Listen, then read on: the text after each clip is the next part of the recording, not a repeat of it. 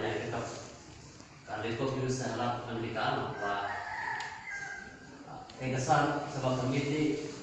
ที่ได้ขึ้นเรื่องการเรียนกบนี้เนาะกบรุ่นกบเป็นเรียนของสหรัฐอเมริกาได้จัดกินขึ้นในเมื่อปี1900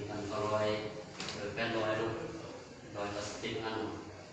หลังจากนั้นก็จะมีผู้รวบรวมกบมาเรียนมาจากแหล่งธรรมชาติเนาะ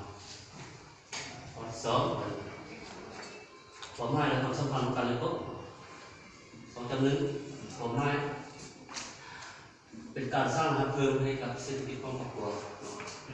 แล้วก็เพื่อตอบสนองกบให้แก่ตลาดร้านอาหารและโรงแรมต่าง